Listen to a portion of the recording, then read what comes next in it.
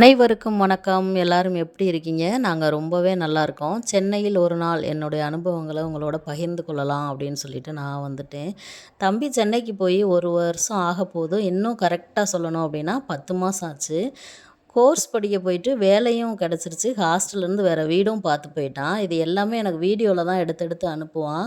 நான் வந்துட்டு நேரில் ஒரு தடவை போய் பார்த்துட்டு வந்துடணும் அப்படின்னு ரொம்ப நாளாக நினச்சிட்டே இருந்தேன். போன வாரம் சனிக்கிழமை காலையில் போய் பார்த்துட்டு வந்துடலாம் அப்படின்ட்டு கிளம்பி வந்தாச்சு. முந்தின நாள் வந்துட்டு மதியமாக போயிட்டு மெரினா பீச்சு, சமாதி அங்கங்கே சுற்றி பார்த்துட்டு ஞாயிற்றுக்கிழமை காலையில தம்பி வீட்டுக்கு போயாச்சு. அங்கே போனால் கொஞ்சம் அப்படி இப்படி தான் போட்டு வச்சுருந்தாங்க. வீடெல்லாம் நல்லா க்ளீன் பண்ணி விட்டுட்டு தம்பியோட துணிலாம் வந்துட்டு மடித்து வச்சுட்டு 2 பெட்ரூமு, ஹாலு, கிச்சனு, சாமி ரூமு, அதுக்கப்புறம் பின்னாடி ஒரு கதவு, அந்த சைட் போனால் பெரிய பாத்ரூமு, துணி துவைக்கிறக்கு இடம், பின்னாடி ஒரு கேட்டு அப்படின்னு சொல்லிட்டு வீடு சூப்பராக தான் இருந்துச்சு. ஹவுஸ் ஓனர் அம்மாவையும் போய் பார்த்துட்டு என்னோடய கண்ணையே உங்கள்கிட்ட ஒப்படைச்சிருக்கேன். இந்த கண் அதில் வந்துட்டு ஆனந்த கண்ணீரை தான் பார்க்கணும் அப்படின்னு டயலாக்லாம் பேசிவிட்டு பத்திரமா பார்த்துக்கோங்க அப்படின்னு சொல்லிட்டு வெளியில் வந்தாச்சு. தம்பி வந்து பாடியில் இருக்கான். தம்பி வீட்டு பக்கத்துலேயே பாடி சரவணா ஸ்டோர் இருந்துச்சு. அங்கே எதுக்காக போனோம் அப்படின்னா, இந்த எஸ்கலேட்டர்லலாம் ஏறி எனக்கு பழக்கமே கிடையாதா.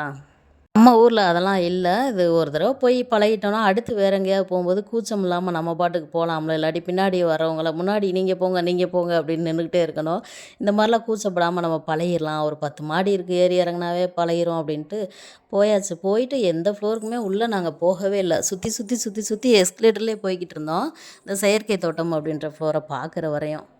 ஃப்ளோரில் அது நிஜமாவே நிஜ செடியாக்கும் அப்படின்னு நினச்சி போனால் மேலே போர்டு செயற்கை தோட்டம் போட்டிருந்தாங்க. போய் அந்த செடிகளெல்லாம் தொட்டு பார்த்தா மட்டும்தான் அது வந்து பிளாஸ்டிக் தெரிஞ்சே ஒழிஞ்சு, தூரத்துலேருந்து பார்த்தா அந்த மாதிரி தெரியவே இல்லை. நல்லா உயரமாக ஸ்டெப்ஸ்லாம் வச்சு வீடு கட்டுறவங்களுக்கு இந்த ஸ்டெப்ஸில் வச்சா அவ்வளோ ஒரு அழகாக இருக்கும். தம்பிகிட்ட கண்டிப்பாக அந்த நம்ம வீடு கட்டினா அதெல்லாம் வாங்கி வைக்கிறோம் அப்படின்னு சொல்லிட்டு எல்லாத்தையும் நல்லா ரசிச்சுட்டு, அதுக்கப்புறமா பின்னாடி வேற வாங்குறீங்களான்ற மாதிரியே அந்த தம்பி நின்றுட்டு இருந்தார். அப்படியே வீடியோவுக்கு போஸ் கொடுத்துட்டு அடுத்ததாக நான் வந்த ஃப்ளோர் தான் இந்த பாத்திரம். வேறு எந்த ஃப்ளோருக்குமே போகவே இல்லை. இந்த பாத்திரம் மட்டும் கிச்சனுக்கு கடைசியாக வாங்கும்போது நினப்பேன், இதுக்கு மேலே கிச்சனுக்கு எதுவும் வாங்கக்கூடாது, இதுதான் கடைசி, ஒரு கோடு போட்டு வாழணும் அப்படின்னு நினப்பேன். ஆனால் திரும்ப பாத்திரத்தை பார்க்க வரேன். அதில் இந்த இட்லி குண்டான் எனக்கு அவ்வளோ ரொம்ப பிடிச்சிருச்சு. ஏற்கனவே இட்லி சட்டி 4 இருக்குது வீட்டில்.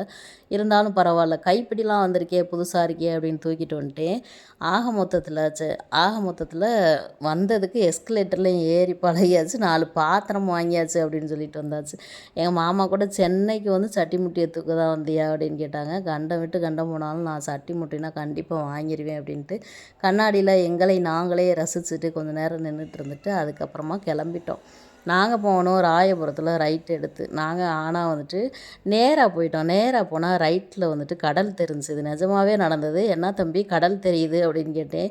அம்மா நேராக வந்துட்டோம்மா, காசிமேடு வந்துட்டோம் அப்படின்னு. நான் கொஞ்சம் தூரம் போ அப்படின்னு சொன்னேன். போன உடனே பார்த்தா என்ட்ரன்ஸ் வந்துச்சு. சரி பரவாயில்ல, வந்ததுக்கு காலை நினச்சிட்டு போயிடலாம் அப்படின்னு சொல்லிட்டு இந்த ரோடு மேலே குப்பம் இருந்துச்சு, அதுக்கு பக்கத்துலேயே கடல். இதெல்லாம் நான் வந்துட்டு குப்பம்லாம் நான் சினிமாவில் தான் பார்த்துருக்கேன். உண்மையாகவே அன்றைக்கி தான் நேரில் பார்த்தேன். ஐஸ்கிரீம்லாம் விற்றாங்க. வாங்கி நல்லா சாப்பிட்டுட்டு போனதுக்கு கொஞ்சம் நேரம் நல்லா என்ஜாய் பண்ணிவிட்டு இந்த குட்டி குட்டி பசங்கள்லாம் அந்த தெர்மாக்கோல் வச்சுட்டு பெரிய ஆளை வரும்போது அது மேலே அப்படியே குதிச்சுட்டு அப்படியே அது மேலே படுத்து மிதக்குறானுங்க. அவ்வளோ அழகாக இருந்துச்சு. எப்படி சந்தோஷமாக எல்லாத்தையும் மறந்து விளாண்டுட்டு இருந்தானுங்க. கொஞ்ச நேரம் அவங்களையும் பார்த்து அப்படியே ரசிச்சுட்டு இருந்துட்டு அதோட என் தம்பி கூட வந்துட்டு ஒரு நாள் ஃபுல்லாக டைம் ஸ்பெண்ட் பண்ணது எனக்கு அவ்வளோ ஒரு சந்தோஷமாக இருந்துச்சு. சந்தோஷமாக கொஞ்சம் நேரம் அப்படியே கரையோரத்தில் நின்று எல்லாத்தையும் ரசிச்சுட்டு தங்கச்சி வீட்டுக்கும் போயிட்டு பாய் பாய் சென்னை அப்படின்ட்டு வீட்டுக்கு வந்துட்டேன். மீண்டும் ஒரு வீடியோவில் பார்க்கலாம். டாட்டா.